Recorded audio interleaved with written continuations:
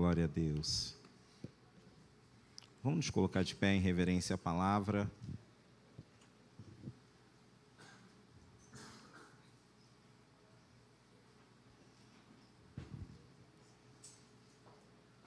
Diga comigo, Ele vive. E isso muda tudo. Amém? Abra sua Bíblia em Isaías capítulo 53, versículo de número 7.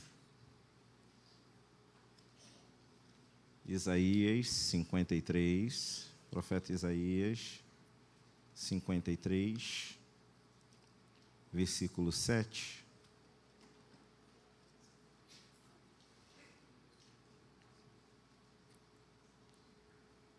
Ele foi oprimido, mas não abriu a boca, como cordeiro foi levado ao matadouro. E como ovelha muda perante os seus tosquiadores, ele não abriu a boca. Amém? Senhor Deus e Pai, conduza-nos, Espírito Santo. Em nome de Jesus. Amém. Tome seu assento. Na quarta-feira, nós ministramos uma palavra aqui, a semana que mudou a história. E nós estamos ministrando uma série, que o tema da série é Ele vive, e isso muda tudo.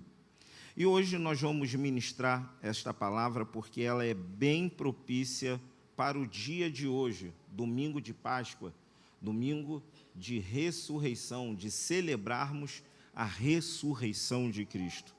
Nós vamos observar que a Páscoa não é apenas uma data, é um ponto central da história da humanidade. E isso é tão marcante que a história da humanidade ficou definida antes de Cristo e depois de Cristo. Tornou-se um marco, tornou-se não um marco qualquer, tornou-se um marco para nós que somos cristãos, nós estávamos caminhando para a condenação eterna, mas após a sua morte e ressurreição, agora nós temos vida e vida eterna. Nós vamos ver que tudo converge para um momento, a morte e a ressurreição de Jesus. Mas a pergunta que precisamos responder hoje é: por que era necessário que Jesus morresse? Por que era necessário? E mais, como foi esta morte? Em Romanos, no capítulo 5, no versículo 8, vai dizer: mas Deus prova o seu amor para conosco em Cristo, morreu por nós, sendo nós ainda pecadores. Jesus não morreu por acaso, ele morreu com um propósito. E nós vamos ver que há uma perspectiva médica, uma perspectiva psicológica, uma perspectiva espiritual. Nós vamos ver que a crucificação era uma das formas mais brutais de execução já criada. O açoite romano rasgava a pele até expor músculos e ossos. Só que esse açoite não era só um chicotinho qualquer. Ele tinha nas suas pontas de ossos, pontas de ferro e também de chumbo e outras coisas. Tudo que era possível colocar naquele azorrar para infligir o máximo de dor possível era colocado. A coroa de espinho, quando colocada em Jesus, ela perfurou o couro cabeludo, causando sangramento intenso.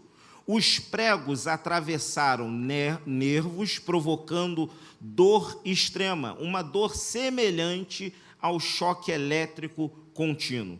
A morte vinha por asfixia progressiva.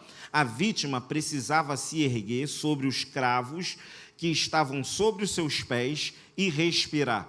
Naturalmente, por causa da dor, ele ia cedendo, ia encontrando dificuldade para manter o corpo de pé.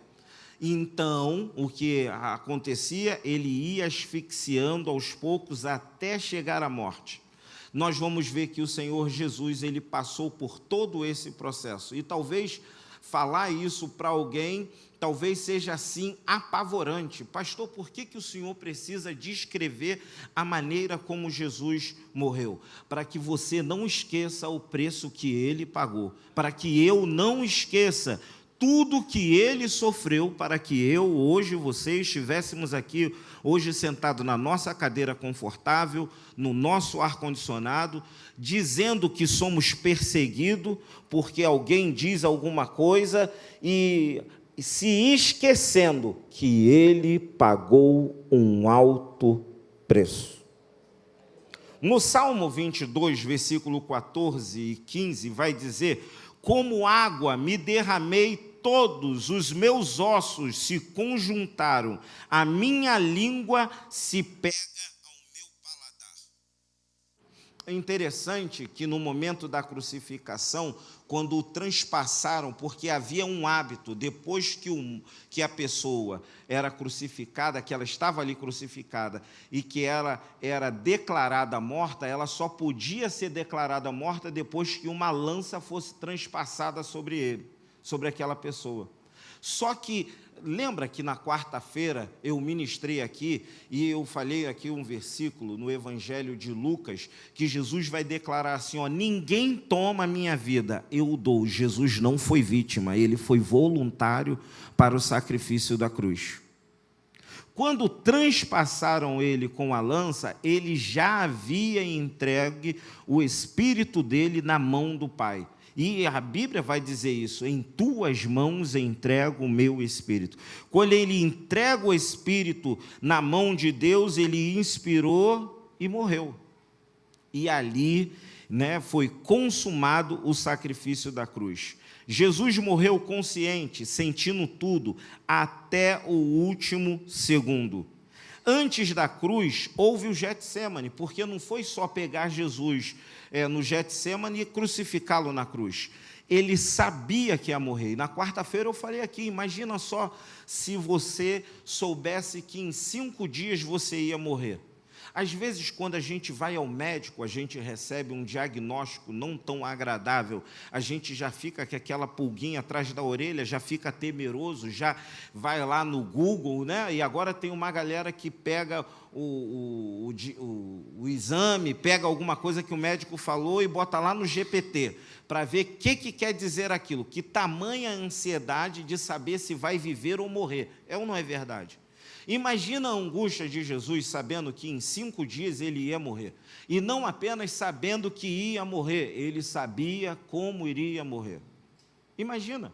Eu lembro que um dia, alguns anos atrás, eu fui chamado para visitar um jovem senhor moribundo, acometido de câncer. E sentado com ele, chega num momento como esse, você não tem muito o que dizer. A única coisa que você pode fazer é falar: vou orar por você, e vamos crer que Deus pode fazer alguma coisa. É a única coisa, você não tem o que dizer, você não tem o que falar num momento como aquele. E aquele homem falando comigo, conversando comigo, e eu lembro que aquele homem chegou para mim e falou assim: pastor Fábio, eu queria que você pedisse a Deus por mim uma coisa. E quando ele falou: eu queria que você pedisse a Deus por mim uma coisa, eu falei assim: meu Deus, quem sou eu para pedir por este homem? Uma vez que eu entendo que ele tem acesso direto ao Pai, quem sou eu para interceder a ele? E na hora que ele me falou isso, parece que deu uma pausa assim no tempo para mim, e parece que eu falei assim: meu Deus do céu, o que será que ele vai me pedir? E de repente a filha dele tinha apenas uns 7 anos de idade, mais ou menos, e aquele homem vira e fala assim: pastor, eu só queria viver o suficiente para levar a minha filha até o altar. E eu olhei para aquele homem e eu travei, eu não sabia o que dizer para ele. E eu falei assim: vamos orar a Deus. A única coisa que eu sabia dizer é: vamos orar a Deus. Porque aquele homem que eu fui visitar, ele não estava num câncer inicial, ele já estava numa fase terminal. Ali já havia sido sentenciado à sua morte. E ele estava angustiado, e a única coisa que ele pediu é: eu gostaria de viver o suficiente para levar a minha filha até o altar. Esse parece um pedido complexo, complicado, para nós que estamos aqui hoje, saudáveis. Para nós não, para mim que estou vendo a minha filha ali, para mim parece que, né, daqui a alguns anos eu vou ter essa expectativa. A gente não sabe que horas nós vamos receber uma notícia que nos diz: você não tem muito tempo. Jesus recebeu esta notícia, ele sabia dessa notícia. O problema todo é que ele não seria morto por uma enfermidade, ele não seria morto num acidente, ele seria morto por causa da ação do homem. Que ação do homem foi essa? Foi aquela ação lá no Jardim do Éden, quando o homem desobedeceu a Deus e fez aquilo que Deus disse que não era para ter feito. Aquilo dali abriu a porta da morte, abriu acesso à morte à humanidade. E não apenas à morte, deu acesso a uma gama de podemos dizer assim, de injustiças, de violência, de sofrimento, de tantas coisas. Um ato de desobediência fez com que o homem se desligasse de Deus. E quando o homem se desligou de Deus, foi desligado de Deus por causa do pecado, o homem ficou fragilizado, o homem ficou vulnerável, ficou com o acesso liberado da morte, das enfermidades e tantas outras coisas, e principalmente um elemento ganhou uma força terrível na vida do homem: o pecado. O pecado ganhou uma força inigualável, tão inigualável que a palavra de Deus vai dizer que o salário do pecado é a morte. Quem peca, morre.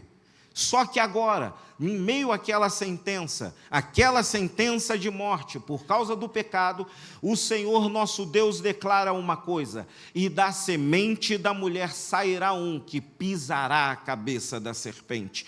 Quando nós olhamos para isso, nós olhamos e pensamos que aquele ato de pisar na serpente, na cabeça da serpente, vai ser um ato fácil, vai ser algo facílimo de se fazer. Não, entendam uma coisa: primeiro ele precisava pagar um preço, primeiro ele precisava passar por uma situação, primeiro ele precisava declarar: tetelestai, consumado está pago a dívida, está consumado.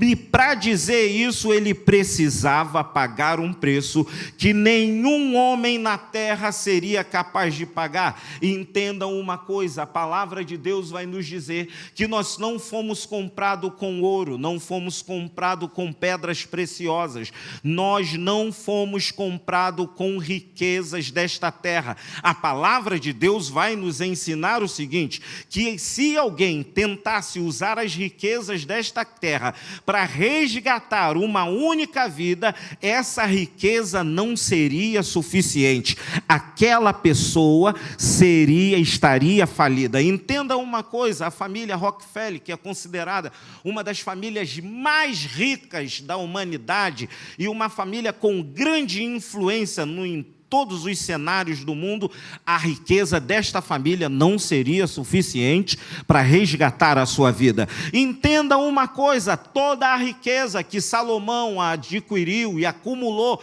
ao longo da sua vida não seria o suficiente, diga comigo, para resgatar a minha vida. Diga comigo: não seria o bastante. Toda a riqueza que Elon Musk e tantos outros homens adquiriram ao longo da sua vida, acumularam, não seria o suficiente. Não importa: pastor, eu sou preto, sou cambota, sou magrinho, sou gordinho, sou isso, sou vesgo, sou assado, sou amarelo, sou roxo, sou verde, sou seja lá o que for. Não importa: pastor, a minha casa não é a melhor casa, eu não tenho casa, eu pago aluguel, eu não tenho um emprego, eu estou desempregado, mora debaixo da marquise. Não importa: toda a riqueza do mundo não seria capaz de salvar, seja o rico ou o moribundo embaixo de uma marquise. Somente o sangue de Jesus, somente o sangue do Cordeiro de Deus, que tira o pecado, porque se o sangue tira o pecado, já não há mais salário a ser pago, a morte não tem força, a morte já não tem mais legalidade. Antes da cruz houve o Getsêmani, Lucas capítulo 22, verso 44. E posto em agonia, orava mais intensamente, e o seu suor se tornou como grandes gotas de sangue, que corriam até o chão. A medicina vai dizer que, a medicina e a psicologia vai dizer que para um ser humano chegar ao ponto dos seus poros estourarem, os seus folículos estourarem e começar a se misturar ao suor, o sangue, e aquilo começar a sair pelos poros, é porque a pessoa está num estado de agonia, de angústia inimaginável. Pois bem, Jesus estava nesse estado de angústia. Jesus estava no estágio de angústia, de agonia, porque ele sabia que seria traído por Judas, seria vendido por pouco menos, por poucas moedas, 30 moedas de prata. Ele sabia que seria negado por aquele que disse: não, eu não te negarei, eu vou contigo até o fim. Ele sabia que os discípulos, na hora do desespero, na hora da perseguição, eles se dispersariam e o acompanhariam à distância, e ele passaria aquele momento sozinho. Ele sabia que no momento em que ele fosse julgado, ele seria injustiçado, iriam cuspir no seu rosto, iriam esbofetear o seu rosto. Ele sabia que iriam cravar pregos nas suas mãos, colocar sobre ti uma coroa de espinho, um pano nas suas costas, e seria zombado dele. Ele sabia que quando ele estivesse no alto da cruz, colocariam uma placa naquele alto daquela cruz, não como um sentido de honrá-lo, mas como um sentido de zombaria. Ele sabia de tudo isso, e ele sabia também de uma coisa, que ele não podia fugir daquele momento, porque se ele fugisse daquele momento, o salário precisaria ser pago, e o salário do pecado é a morte. Ele precisava levar sobre si toda a humilhação, toda a sensação de peso, de abandono, de desprezo, de sofrimento, para que nós fôssemos feitos filho de Deus, para que nós fôssemos religados a Deus, e agora o pecado ser tirado de nós. E se não há pecado, se não há dívida, agora existe vida eterna. Nós vamos ver que esse momento que Jesus passou de gotas de sangue vai se chamar de hematidrose, uma condição rara onde o estresse extremo rompe os vasos capilares. Jesus não estava apenas sofrendo fisicamente, ele estava carregando emocionalmente o peso do pecado de toda a humanidade. Eu gostaria que você fechasse os seus olhos neste momento.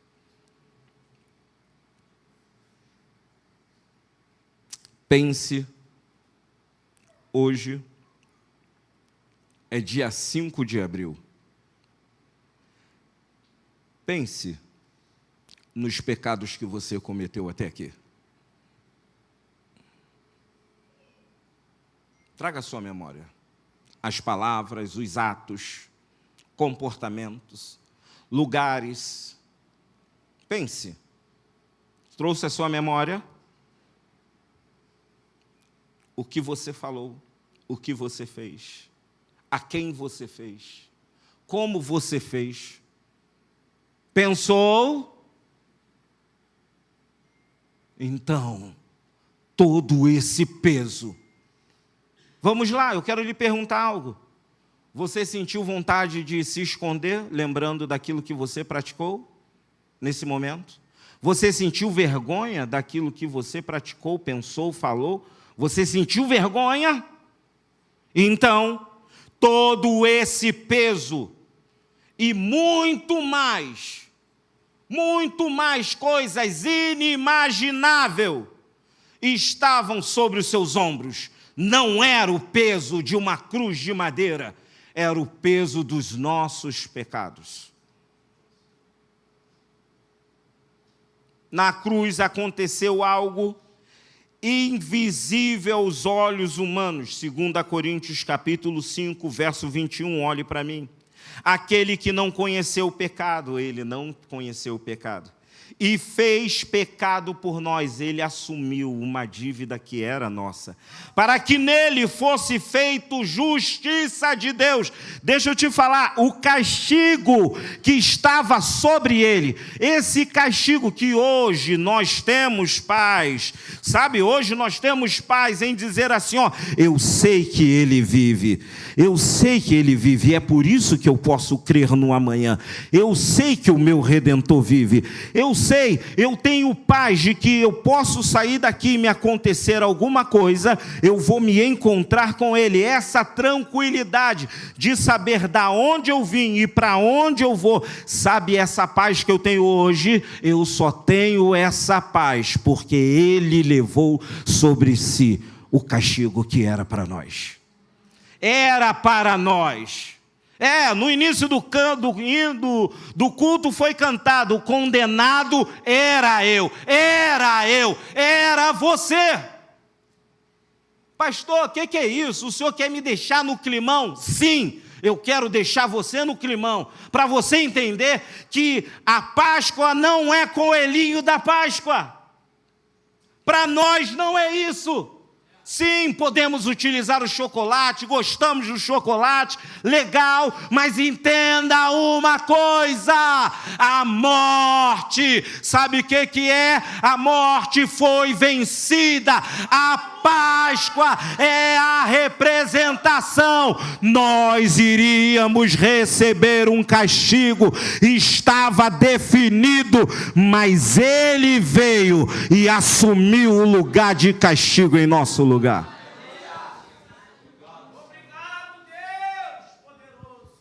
O santo se tornou pecado, o justo foi tratado como culpado, o filho foi separado do pai. Mateus capítulo 27, verso 46. Deus meu, por que me desamparaste? Estas foram as palavras declaradas por Jesus no momento que ele estava crucificado. Deus meu, por que me desamparaste? O pai não podia naquele momento se aproximar dele. Sabe por quê? Porque o nosso pecado faz separação entre nós e Deus. E Jesus assumiu essa posição, ele se fez pecado, e nesse momento que ele se faz pecado, agora existe uma separação entre ele e o Pai. Agora ele não tinha mais aquela ligação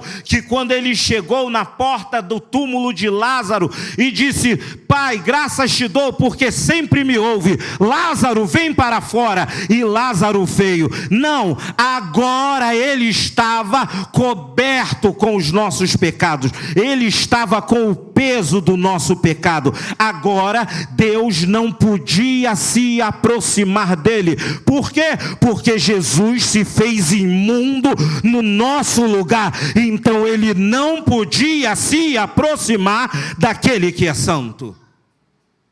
Se isso não causa em você uma reflexão de parar e pensar e dizer assim: o que eu estou fazendo da minha vida? Para onde os meus pés estão caminhando? Se isso não te leva a uma reflexão que ele pagou todo esse preço, e um preço que ninguém podia pagar, para que eu e você hoje, em meio aos nossos dilemas, em meio às nossas dificuldades, estivéssemos aqui e poderíamos dizer, e podendo dizer para ele: Maranata, hora vem, Senhor. Pode vir sem demora, pode vir sem demora. Não é porque eu sou o melhor melhor cristão, não é porque eu sou o melhor ser humano, não é porque eu sou infalível, mas porque o sangue de Jesus me purificou de todo o pecado. Eu fui justificado, e a justificação que veio sobre mim me deu acesso ao Pai por causa do preço que o Filho pagou. Ele estava ali no nosso lugar. Por quem ele morreu? A resposta é direta, mas também desconfortável. E eu gostaria mais uma vez contar com a sua paciência, e gostaria que você perguntasse para a pessoa que está ao seu lado: você sabe por quem ele morreu? Agora olha bem nos olhos dela e diga: foi por você. Foi por você. Foi por você. Eu não vou virar para você e falar assim: você não vale nada. Não, você vale. Você vale preço de sangue. Você vale tudo, porque ele deu tudo que tinha. Você vale tudo, não é por causa do seu mérito. Não é meritocracia. Não é por causa disso. Você vale tudo, porque ele deu tudo. O Pai deu tudo. João capítulo 3, verso 16. Porque Deus amou o mundo de tal maneira que deu o seu único, ele deu o seu tudo, o seu único. Ele só tinha um. Ele não tinha mais um para virar e falar assim: olha, você vai e seu irmão fica aqui. Não. Ele só tinha um, e ele deu tudo que ele tinha. Então, deixa eu te falar uma coisa: deixa de brincar de ser crente, deixa de brincar de levar a vida cristã de qualquer maneira. Pastor, é difícil. Não é mais difícil do que pagar o preço que ele pagou. Isaías capítulo 53, verso 5. Mas ele foi ferido pelas nossas transgressões, moído pelas nossas iniquidades, e o castigo que nos traz a paz estava sobre ele, e pelas suas pisaduras fomos sarados. Ele não morreu por pessoas perfeitas, ele morreu por pecadores. Romanos capítulo 3, verso 23. Porque todos pecaram e destituídos estão da glória de Deus. Ele morreu por quem caiu e acha que não tem mais jeito. Ele morreu por quem carrega a culpa escondida. Ele morreu por quem sorri por fora, mas por dentro está quebrado. 1 Pedro capítulo 2, verso 24. Levando ele mesmo seu corpo, os nossos pecados sobre o madeiro, para que os mortos, para os pecados, e pudéssemos viver para a justiça. Veja, ele levou por mim e por você. A cruz responde à maior dor da humanidade: culpa e vergonha. O ser humano tenta compensar os seus erros, mas Jesus já pagou o preço. Diga comigo: o preço já foi pago. Na cultura romana, a cruz era símbolo de vergonha, vergonha pública. Jesus não apenas morreu, ele foi exposto, ele foi humilhado, ele foi rejeitado. Hebreus capítulo 12, verso 2. Suportou a cruz, desprezando a afronta. Sabe o que eu entendo quando eu leio esse versículo? Suportou a cruz, foi uma decisão dele. Ele poderia muito bem falar assim: olha, que nem alguns dizem, não sou pago para isso, quero ir embora. Mas ele não, ele ficou ali, ele suportou a cruz. E já se não bastasse, já viu quando você está com dor, e a pessoa vira e fala assim, fica assim do seu lado, fala assim: toma um remédio. Mas você não quer tomar um remédio? E aquilo começa a te irritar? Ou alguém vira e fala assim: por que você não vai ao médico? Aí começa a falar com o outro: está assim porque não vai ao médico. Está assim, ó, é bobo, em vez de ir ao médico, está em plano. Ali no postinho, vai ali rapidinho. Vai ali, antigamente tinha o seu Milton da farmácia ali. Vai ali no seu Milton ali, ele dá uma injeção.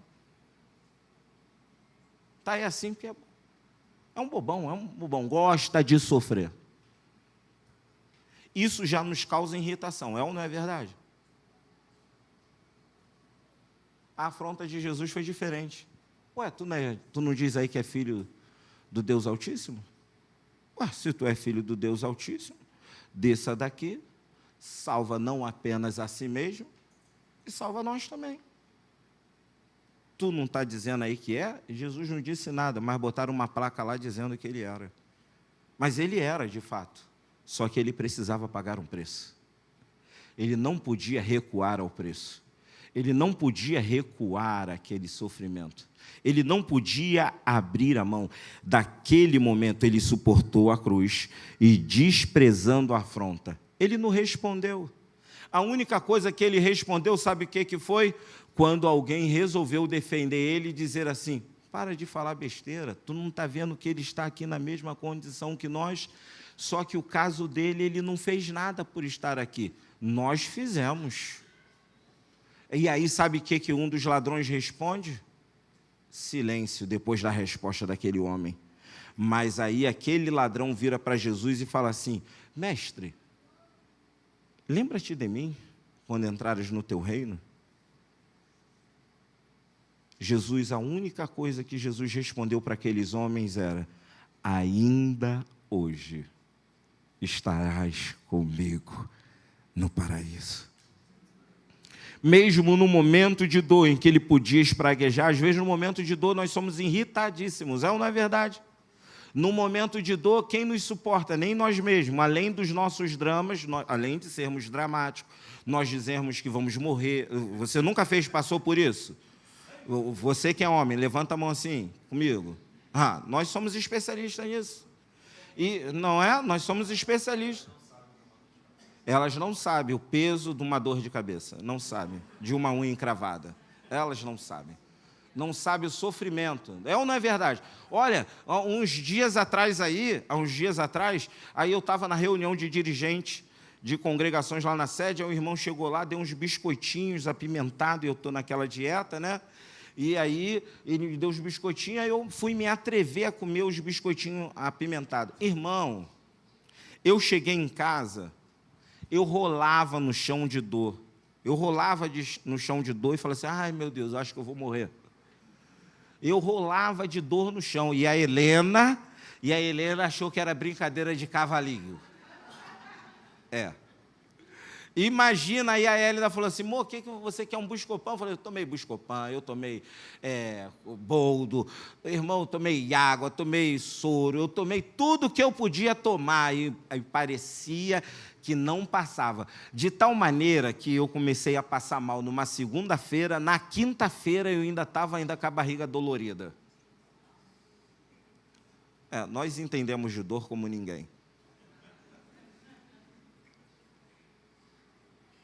A gente até entende porque vocês não entendem de dor, porque lá em Gênesis vai dizer que Jesus, né, esses dias eu fui visitar a Flávia deve estar ouvindo, eu fui visitar a Flávia no hospital, e a Flávia falou assim: pastor, o senhor não sabe, eu achei que não ia sobreviver. Eu falei assim: claro que ia sobreviver, eu não tinha a menor dúvida. Ela: como que o senhor sabe? É simples, lá em Gênesis vai dizer: e tu terás dores na hora do parto.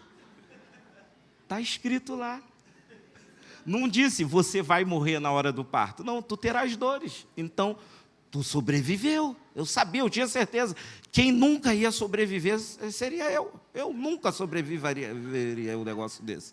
A sentença não foi para mim, foi para você. Amém? Então, nós vamos ver que ele passou toda essa vergonha, toda essa humilhação, e no momento que estava sentindo dor, ainda tinha alguém lá zombando dele, alguém lá perturbando o juízo dele, mas mesmo assim, ele desprezou a afronta e continuou firme no propósito. Ele carregou a vergonha para que você carregasse a liberdade. Por que ele ressuscitou? Por que foi que ele ressuscitou? Você sabe por que ele ressuscitou? Se a cruz fosse o fim, não haveria esperança, mas ao terceiro dia, ele ressuscitou. Mateus capítulo 28, versículo 6, ele não está aqui, porque já ressuscitou, como já havia dito. Ele ressuscitou para vencer a morte, 1 Coríntios capítulo 15, verso 55. onde está, ó morte, o teu aguilhão? A morte perdeu o seu poder. Ele ressuscitou para justificar você. Romanos capítulo 4, verso 25, o qual por nossos pecados foi entregue e ressuscitou para nossa justificação. A ressurreição é a prova de que o sacrifício foi aceito. A ressurreição responde à maior crise da humanidade, o medo da morte e do vazio. Agora há sentido, agora há eternidade, agora há esperança. Os discípulos, naquele momento, estavam escondidos com medo, mas depois da ressurreição, morreram defendendo esta verdade. Ninguém morre por uma mentira. Eles viram o Cristo vivo, eles declararam, ele ressuscitou. Atos capítulo 2, verso 32, Deus o ressuscitou a este Jesus, do que todos nós somos testemunha. Agora eles são testemunhas. Ele morreu, mas ele ressuscitou. Ele venceu a morte e tomou a chave do inferno. Lucas capítulo 24, versículo 5, as mulheres ficaram amedrontadas e se curvaram com o rosto em terra. Então os homens perguntaram, os anjos perguntaram, por que vocês procuram entre os mortos aquele que vive? Ele não está aqui, ele ressuscitou. Lembre-se do que foi dito por ele na Galileia, ele já ressuscitou. A ressurreição de Jesus não foi apenas um milagre, foi uma declaração de vitória absoluta. Ele não apenas saiu do túmulo, ele saiu com autoridade nas mãos. É-me dado todo o poder nos céus e na terra. Apocalipse capítulo 1, verso 18, e o que vivo e fui morto, mas eis que estou vivo para todo sempre. Amém. Tenho a chave da morte e do inferno. Se hoje eu pudesse falar para você, Jesus provavelmente carrega com um chaveiro na cintura, assim, não como o meu, deve ser um chaveiro mais bonito, e tem duas chaves nesse chaveiro, a chave da morte e a chave do inferno. É por isso que você não precisa temer o inferno. Se acontecer qualquer coisa, se nós morrermos, se estourar uma guerra, se jogarem uma bomba no Brasil, se essa bomba atingir a minha casa, a sua casa, seja lá quem for, acometer um crente na face dessa terra, entenda uma coisa, não tenha medo, porque para onde você vai, ele está lá te esperando. O que significa ter as chaves? Na cultura bíblica, a chave representa autoridade, domínio e controle. Quando Jesus diz que tem a chave da morte e do inferno, ele está declarando, a morte não manda mais. O inferno não tem mais a palavra final.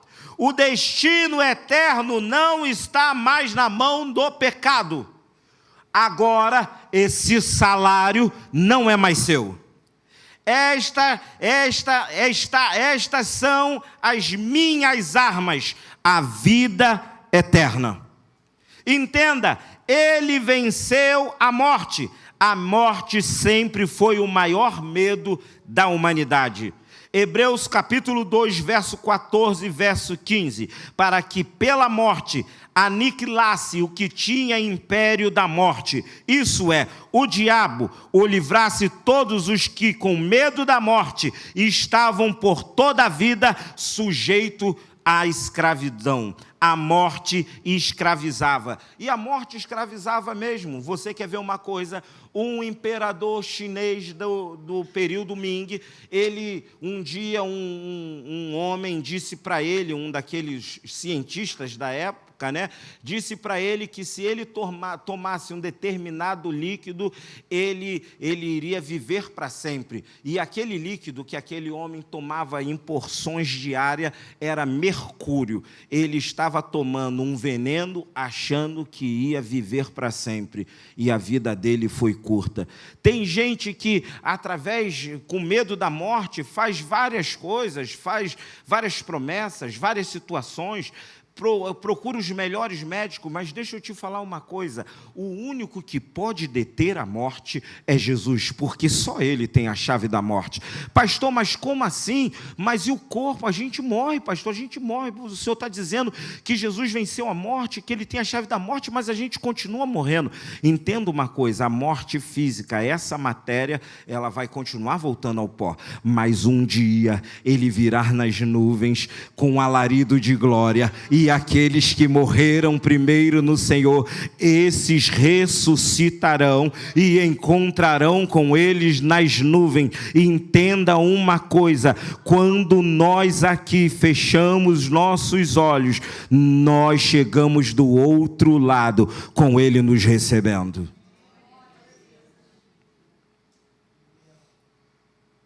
Entenda.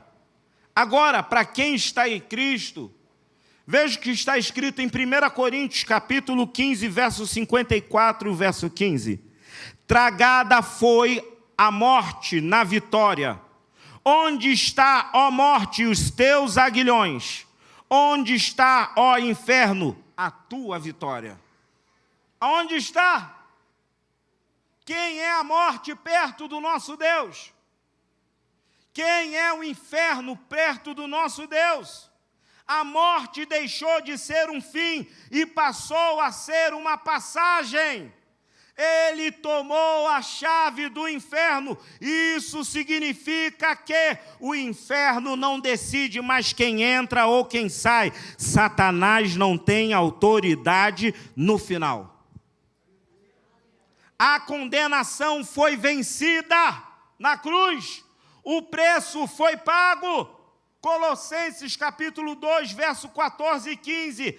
Havendo riscado a cédula que era contra nós, e atirou do meio de nós, cravando-a na cruz, despojando os principados e potestades, expôs publicamente e deles triunfou na mesma cruz, na cruz que era sinal de vergonha, sinal de humilhação. Agora ele triunfa sobre a cruz, ele triunfa sobre a morte, ele triunfa sobre aquilo que seria o nosso final. Jesus não apenas venceu, Lucas, ele expôs o inimigo como derrotado. Sem a ressurreição, o ser humano viveria com dois grandes pesos: medo da morte e incerteza sobre o que vem depois da morte. Essa incerteza acabou em Cristo Jesus. Quantos têm certeza que vão para o céu encontrar com Ele? Levanta a mão e dá glória a Deus. Mas quando entendemos que Jesus tem a chave, o medo perde força, a ansiedade sobre o futuro diminui, a alma encontra descanso, porque agora existe segurança eterna, e isso muda tudo na prática. Se Ele tem a chave, sua vida não está na mão do acaso. Sua vida não está na mão do acaso. Não, deixa a vida me levar ao acaso. Não, a sua vida não está na mão do acaso. Não, sua vida está na mão do olheiro, daquele que tem todo o poder. Sua história não termina na dor, no sofrimento, na humilhação. A sua história não termina na derrota. A sua história não termina na desilusão, a sua história não termina agora, a sua eternidade está assegurada em Cristo. Essa é a essência da Páscoa. Ele morreu, Ele ressuscitou, e agora Ele reina com autoridade total.